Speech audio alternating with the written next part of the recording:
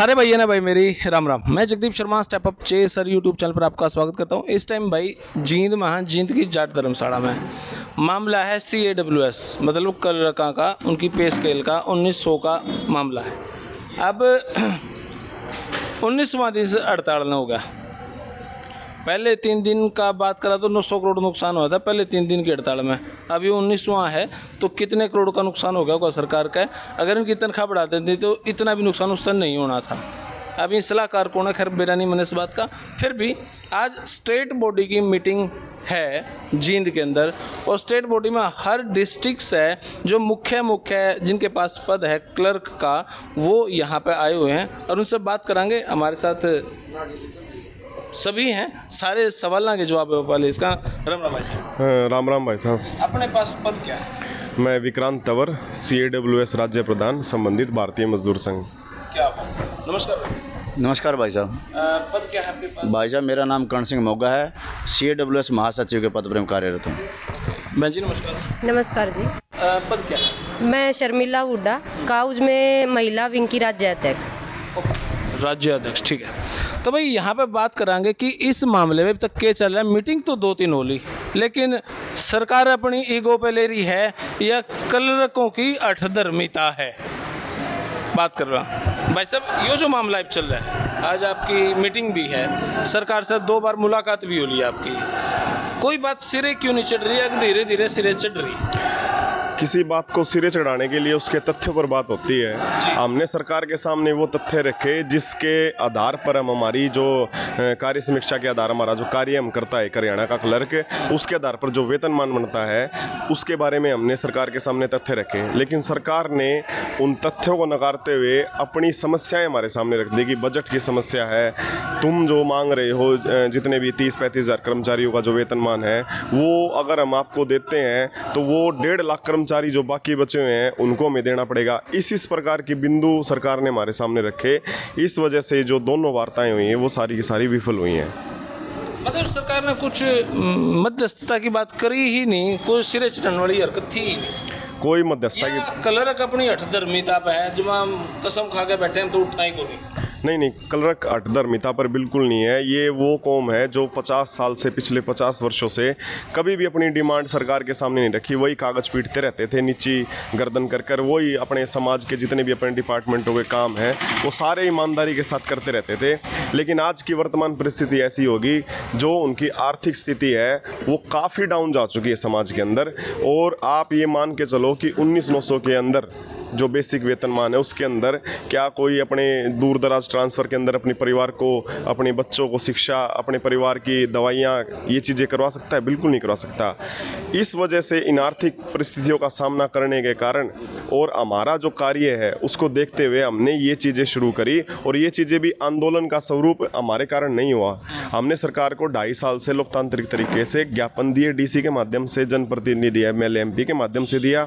उसके बाद जो 18 जून को रोष प्रदर्शन करनाल के अंदर हुआ था, उसमें लिखित आश्वासन उन्होंने सरकार की तरफ से दिया था कि भाई हम आपकी 4 जुलाई से पहले मुख्यमंत्री महोदय से मीटिंग करा देंगे। हमारा भी ये था कि हम हमारी बात रखें, हमारा घर का मुखिया है मुख्यमंत्री, वो हमारी बात सुनेंगे कि भाई परिवार के अंदर 70 तरह के वाद विवाद होते हैं, अगर उसके मुखिया के सामने वो बात रखी जाए तो उस चीज़ का फैसला होता है। हमें वो लिखित में आश्वासन दिया कि भाई आपके मुख्यमंत्री महोदय जी आपसे मिलेंगे। हमने वो सारा समझ के उस दिन 18 जून को हम चले गए। लेकिन 4 तारीख बीतने के बाद हमने फैसला ले लिया कि सब तरह के जो हमें आश्वासन दिए गए इनका कोई फ़ायदा नहीं। अब आंदोलन ही वो रास्ता बच गया जिसके आधार पर हम हमारी जो मांग है वो सरकार को रख सकते हैं और अपनी मांग मनवा सकते हैं। इस वजह से इसे आप अठधर्मिता नहीं कह सकते। ये हमारा तरीका था कि भाई ज्ञापन दे लिए, आवाज़ उठा ली, जनप्रतिनिधियों की कोठियों पे जा लिए, सारी चीज़ें कर ली, विधानसभा में भी 2 बार आवाज़ उठवाई, लेकिन फिर भी कोई निष्कर्ष नहीं निकला। इस वजह से हमें दरी पर आना पड़ा। किसी भी कर्मचारी को शौक नहीं है इन परिस्थितियों के अंदर दरी पर आना और इस प्रकार से आंदोलन करना। सभी कर्मचारी अपने कार्यालय में काम करना चाहते हैं, लेकिन ये एक मजबूरी ऐसी हो गई जिसके कारण आज आंदोलन का रूप हमें ये लेना पड़ा है अनिश्चितकालीन। मैं आपसे एक ही सवाल पूछूंगा, उसके बाद फिर मैं आगे जाऊंगा। इलेक्शन का 1 साल रह गया और यूँ लगा है कि भाई इलेक्शन के टाइम पाकर आप अपनी जो मांगे हैं धक्का कर लो हो, ब्लैकमेलिंग हो जावे है। आपने आज से पहले जब ये सरकार ने 9 साल हो गए उन दिन तब अपने जिक्र आंदोलन की तैयारी क्यों नहीं करी, आज क्यों की? क्योंकि कांग्रेस सरकार थी तो 477 दिन का धरना चला था इसी मामले पे। लास्ट टाइम पे आकर आपने तब यो कराया। अब भाजपा का यो 1 साल रहेगा इलेक्शन का भाजपा का सबका ही, तो अब आके फिर पिछले 9 साल आपने नहीं किया ये धरना। नहीं, मैं आपको बताता हूँ जानकारी के लिए। आप अगर उनके ऑफिशियल ईमेल आईडी और ऑफिशियल जो रिसिप्ट्स हैं उस पर देखोगे तो आपको पता चलेगा 3 साल के अंदर हमने चीफ सेक्रेटरी, सीएम हाउस, जितने भी एमएलए एमपी डीसी के माध्यम से मुख्यमंत्री के मार्फत हम उसी टाइम से लगे हुए हैं। लेकिन आप भी ये सोचो कि एक मुख्यमंत्री को क्या 5 मिनट का समय नहीं था अपने भाई बच्चों की, जो कर्मचारी हैं, बच्चे हैं, उनकी बात सुनने का? हमारी मनोहर लाल जी से लड़ाई नहीं है, हमारी है मुख्यमंत्री यानी सरकार के साथ लड़ाई है। इन दोनों चीज़ों में फ़र्क है। बीजेपी हो चाहे कांग्रेस हो चाहे इंडियन नेशनल लोकदल हो, ये समस्या कोई 5 साल की नहीं है। ये पे कमीशन 1986 का जो चौथा पे कमीशन था तब से हमारे साथ भेदभाव शुरू हो गया था। एक परिवार के 5 सदस्य हैं, उन 5 सदस्यों में से 4 सदस्य तो आज 35-400 ले रहे हैं, और जो 5वां सदस्य जो उनके साथ ही था उसी आर्थिक परिस्थिति के अंदर था, आज वो 19,900 रुपये। ये कहाँ तक जायज़ है? इस कि क्लैरिकल की ये जो मांग है ये जायज़ मांग है, और ये किसी जिद या धर्मिता पे नहीं अड़े हुए।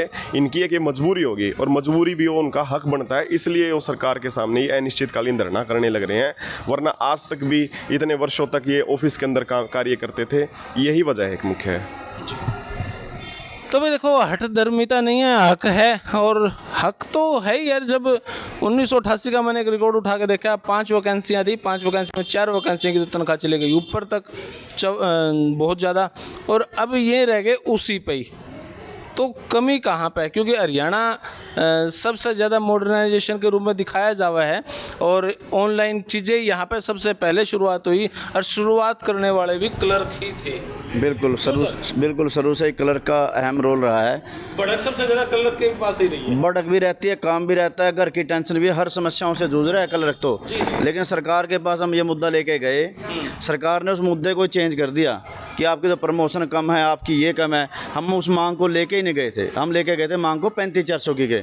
लेकिन उस तरफ ध्यान ना करके अन्य मुद्दों पर ध्यान करने की कोशिश करी, जो वार्ता हुई। लेकिन हमारी मांग 35-400 थी, हमने 35-400 पर अडिग रहे। लेकिन सरकार ने उसमें अपने पत्ते खोलना उचित नहीं समझा, जिस कारण वार्ता में कोई सफलता या मान लो एक डिसीजन होता हुआ निकल के सामने नहीं आया। आपने क्लर्क ने ऐसा क्यों लगा कि सरकार अपने पत्ते खुले? मतलब सरकार की किस वेट में हो भाई? सरकार तो आपने कहना भाई हमारी 35-400 है, करो। पत्ते खोलने वाली कौन सा विषय है? पत्ते खोलने का मतलब है वो देना चाहती है या नहीं देना चाहती है। इस बात मैटर पे भी नहीं कहा उसने। हमारा तो मोटिव 35-400 था तथ्यों के साथ। मीटिंग जो हुई है, 2 मीटिंग हुई हैं, हाँ। उनमें बातचीत क्या हुआ करती है? ऐसा तो नहीं था मैं बार्गेनिंग कर रहे थे भाई हम आपने 25 दे देंगे, 28 दे देंगे, 30 दे देंगे, इस टाइप की कोई बार्गेनिंग हुई होगी? नहीं, बार्गेनिंग उन्होंने हमारे से पूछा कि आप क्या चाहते हो। हमने कहा कि हम 35-400 चाहते हैं। इस बारे में सरकार का कोई जवाब नहीं था हमारे पास। 2 मीटिंग में यही बात हुई? नहीं, उन्होंने पूछा कि आपके कितने विभाग हैं, क्या चल रहा है, कहाँ प्रमोशन है, वो मैट्रिक अलग छेड़ने की कोशिश की। लेकिन हम उस पर जाना भी नहीं चाहते थे। हमारा मोटिव था 35-400। आपने कोई प्रमोशन का जिक्र नहीं करना और किसी विषय पे नहीं, भविष्य है पे स्केल 35-400। हाँ, उसों की मांग थी, और 1-1-16 से हमारी डिमांड ये शुरू से है। हमने कोई ये नहीं है कि आज मांग लिए। ये 3 साल से प्रोसेस चल रहा है, सरकार के साथ मंथन चल रहा है, विद पेपर के साथ चल रहा है। दुष्यंत जी भी इस मीटिंग में शामिल थे? दुष्यंत का कोई नेता या कोई व्यक्ति? दुष्यंत का नहीं था, जवाहर यादव जी थे राजनीतिक वे से, अदर बाकी तो अपने अधिकारीगण थे। तो जवाहर यादव जी ने क्या कहा? मतलब फाइनली उन्होंने कुछ कह के तो मीटिंग खत्म करी? क्या रास्ता ढूंढ कौन सा मांग रखी 35-400 पे ही तथ्यों के साथ रखा तो सिरे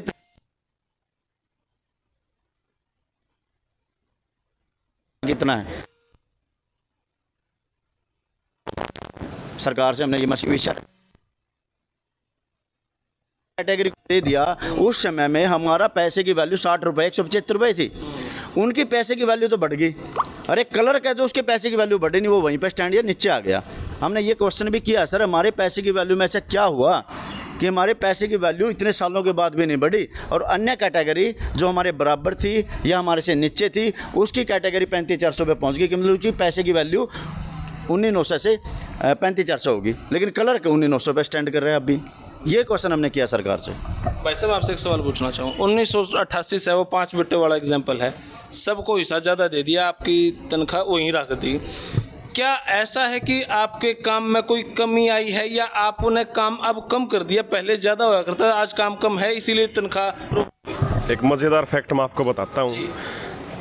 ये जो ई ऑफिस और डिजिटलाइजेशन के अंदर हरियाणा के अंदर चला हुआ है, जितने भी तरह के आज विभागों के अंदर पोर्टल है, पॉलिसीज तो आईएएस वगैरह लॉबी बनाती है, उसको इम्प्लीमेंटेशन अधिकारी नहीं करते। ये जो क्लरिकल वर्ग है यही करता है, कर्मचारी।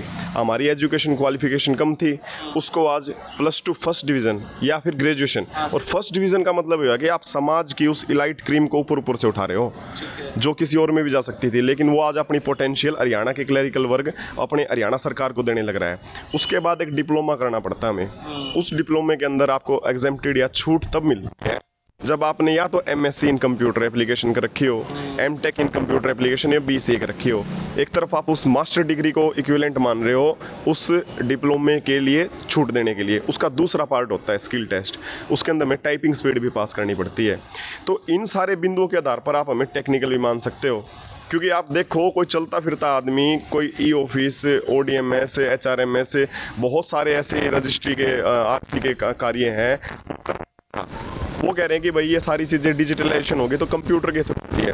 लेकिन मैं ये बताता हूँ, आप ये सोच के देखो कि कोई भी अगर त्रुटि होती है, कोई भी मिस्टेक होती है, तो वो कंप्यूटर सस्पेंड नहीं होता, वो कर्मचारी सस्पेंड होता है।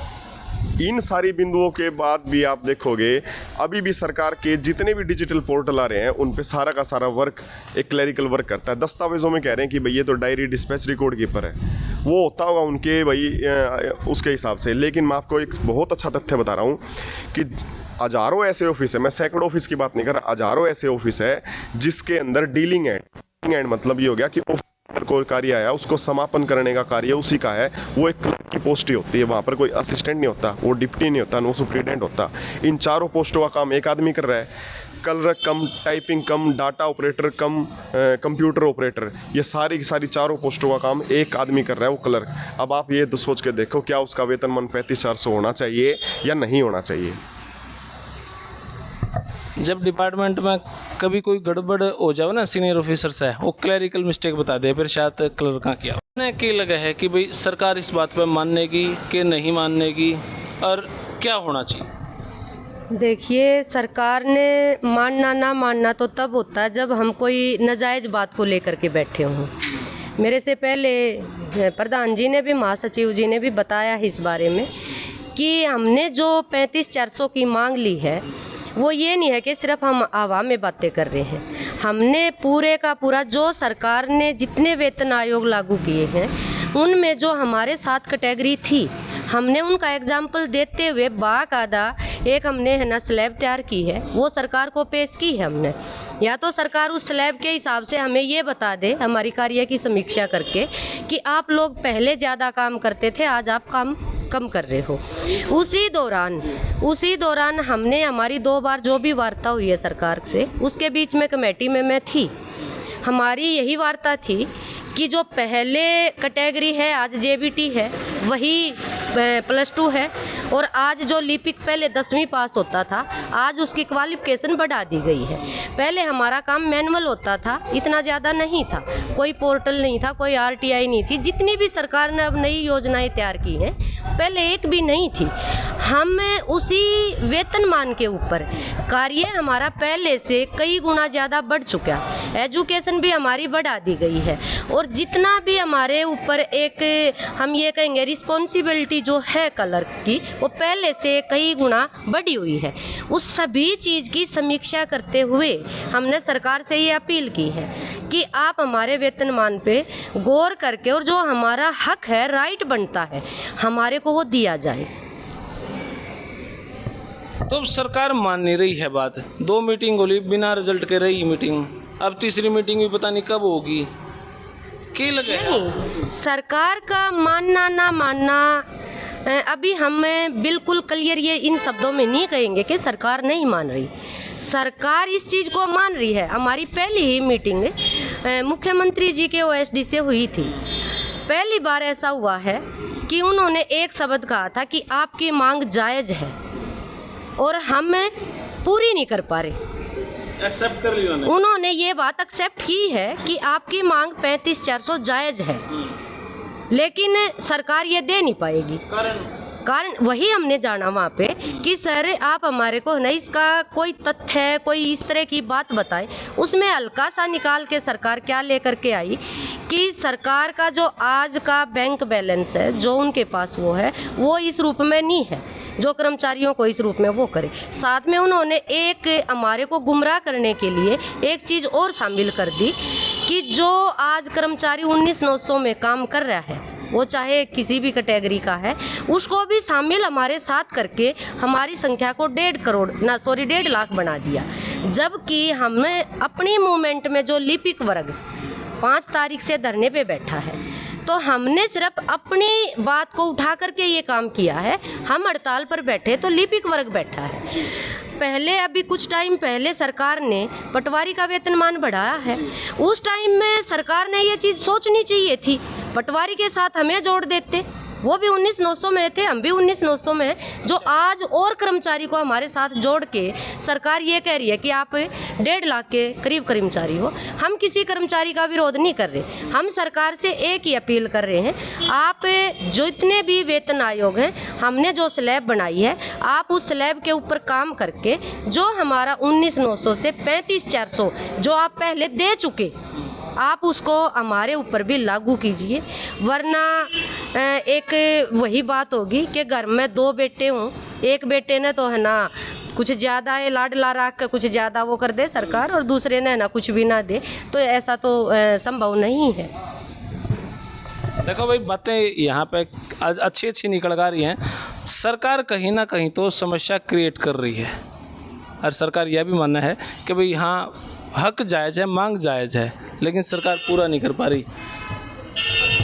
भाई साहब राम राम। राम राम जी। ये सारा मोमेंट आप देखने लग रहा है, अब क्या होगा?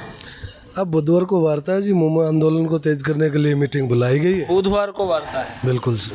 तो अब इस आंदोलन में जो आपने आज यहाँ मीटिंग बुलाई है, इसमें क्या आंदोलन क्या तेज होगा? रोड रोकोगे या आंदोलन में क्या करोगे? नहीं, रोड रोकने की बात नहीं है जी। हम तो कर्मचारी वर्ग है, शांतिप्रिय बैठे हुए हैं। आप देख रहे हो कि 2.5 साल से जो लगातार मुहिम चली हुई है, आपने भी कई बार वीडियो बनाई है MP MLA को ज्ञापन देते हुए, आपने भी देख रहे हो लगातार। तो पूरा हरियाणा देख रहा है कि ये शांतिप्रिय लोग अपनी शांतिप्रिय मांग रख रहे हैं। आज भी बैठे हम सेक्रेटरीट में, कोई भी दंगा फसाद नहीं कर रहे हैं, हम अपना आराम से बैठे हुए हैं। सरकार को सोचना चाहिए, इस पर विचार करना चाहिए। आप देख रहे होंगे, जैसे हमने पहली मीटिंग में जवाहर यादव ने ये सोचने की कोशिश की मैं इनको कुछ गुमराह किया जाए। हमने बताया जो क्वालिफिकेशन की बात आती है, 7 नवंबर 2013 को हम पे SCTC लागू कर दिया गया। यदि ग्रुप किसी भी ABCD ग्रुप में आफ्टर ज्वाइनिंग कोई भी चीज़ लागू है तो हम पे है, कितनी भी पोस्टें हो। तो देखो अन्याय, देखो जगदीप भाई आप सर, एक दूसरी चीज़ देखो, यदि हम 3 साल तक SCTC नहीं कर सकते, जैसे मैं फौजी हूँ, हमारे फौजी भाई फौज की नौकरी कर काम है, यहाँ पे जॉब लग जाए कल रखी, बड़ा ही खुश हुए। लेकिन 3 साल के बाद जब देखा ना ग्रुप D की पोस्टें उनसे ज़्यादा सैलरी लेते हैं, वो कहते नहीं आपसे ज़्यादा तो मैं ले रहा हूँ, मैं आपसे बड़ा हूँ। आप अन्याय देखोगे ना, प्रैक्टिकल देखोगे, एक तथ्य के साथ देखोगे। इतना बड़ा अन्याय किसी कैटेगरी के साथ हुआ, वो क्लैरिकल वर्ग के साथ हुआ है, और ये आज से नहीं हुआ, के साथ हुआ है। बिल्कुल ये कलरक के साथ हुआ सोच। और इसीलिए आप देखोगे ना, जैसे रोडवेज की हड़ताल कह रहे थे 18 दिन चली है, आज 19वां दिन हमारा हो गया है। ये शोषित वर्ग जब इकट्ठा होता है, ये किसी भी मुसीबत बन सकता है। तो आप इसके चैनल के माध्यम से हरियाणा सरकार से अपील भी करेंगे, ये शोषित वर्ग है, आप इसकी तरफ देखिए और इसकी जल्दी से जल्दी मांग पूरी करें। भाई आपके पास आ गया, अब बुधवार को मीटिंग है आपकी, आज मीटिंग यहाँ भी चल रही है। बुधवार को अब क्या फाइनल डिसीजन होगा या नहीं होगा या क्या? ये सारी चीज़ें सरकार की पाले की गेंद में है। हमने तो हमारी जो तथ्य पे बात रखनी है वही बातें वहीं पर दोबारा रखेंगे, और यही जो तथ्य जो वो रख रहे हैं कि भाई आपके कारण ये होगा। आप ये सोच के देखो कि बाकी अदर पोस्टेज हैं, क्या वो कंटिन्यू प्रोसेस में अलग अलग चीज़ों से गुजरती है, उनका एक ही काम होता है, वही वो लाइफ टाइम वो चलती है। लेकिन हमारे साथ क्या है, जितने भी पोर्टल आते हैं, जितनी भी पॉलिसीज आती हैं, या कोई भी अलग तरह की कोई भी सरकार का एप्लीकेशन आती है, उसमें हमें खुद को चेंज करना पड़ता है और खुद को उसके अंदर अडोप्ट करना पड़ता है और उसके साथ आगे फ्यूचर में उसके साथ आगे बढ़ना पड़ता है।